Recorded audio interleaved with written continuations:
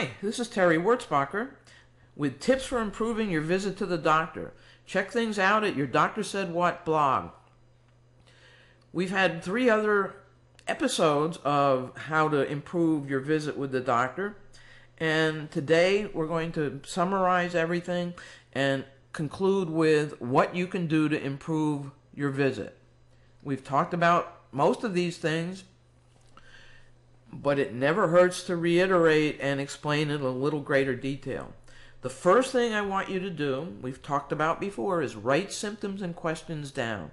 If you don't write them down, you're going to forget them. I guarantee you that. I bet you everyone listening to me has had that experience. Write your symptoms down, and then the one thing I bet you most people have never even thought of is to write your questions down. If you write them down ahead of time, then you could even cross them off if he covers this. Let's say it's, well, do I need to have an MRI? That's a question I could put down for my knee. We talked about my knee problem. All right, I could put that down, and if he goes over this and says, well, Terry, I'd like to do physical therapy. I don't think there's anything wrong with you, but we'll get, anything surgically wrong with you. We'll get an x-ray, but I don't think you need an MRI at this point. Well, I'd cross that off my list of questions.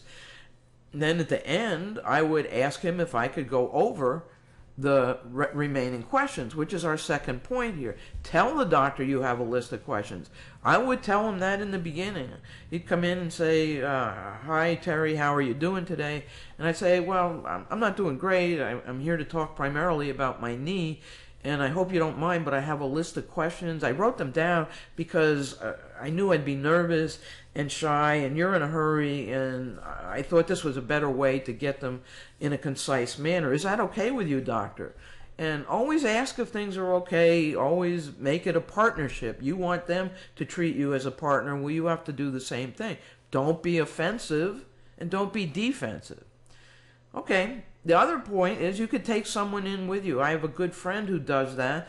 She's brilliant. She's a member of Mensa, but she doesn't always remember what the doctor tells her because it's all about her. She's in pain, etc. So she takes her daughter in with her, who's much more objective and can write things down.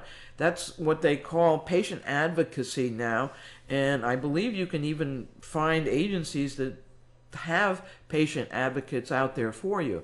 But if you have a family member, tell them, hey, I'm bringing my son in with me because I won't remember diddly squat, and I'm hoping that he'll be able to remember those big terms and talk with you and get you some more information. Is that okay, doctor? And it's, again, you can ask the people at the front desk, ask the doctor, but explain why you brought him in. I did that with my mother when she had lung cancer, and that experience was actually the birth of my book, Your Doctor Said What, but we don't have time to go into that today. And this is a unique thing, but I've heard people do it, but you can get these little pocket recorders. Now, you should never do that without telling your doctor, but ask them if it's okay to record it. Nothing speaks better to your family, or even to you again, than the doctor's voice. Record the session when he's not so much maybe, well, although I don't care, when he's asking you questions. If you record that part, that might be good, because then later if you listen to it again, you go, nuts, I forgot to tell him this. But what it'll do, especially when he's talking with you at the end, this is what I think you have, this is what I want you to do, this is our plan of action, is then you can play that later for your family, and they'll have a good idea without you having to remember every single thing.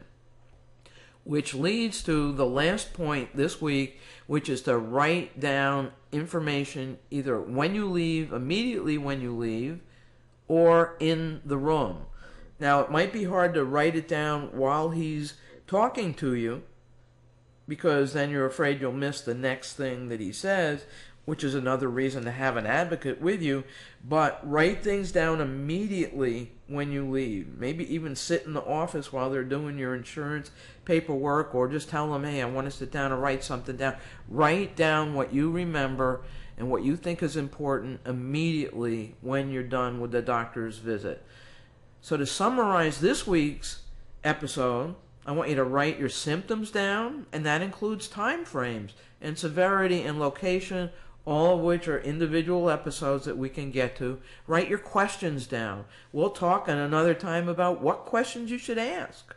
And then tell your doctor that you have a list of questions. Take someone in with you. Have a patient advocate. Record your session with the doctor if he approves. Now, he shouldn't disapprove, but I wouldn't go against his wishes because you don't want to irritate him.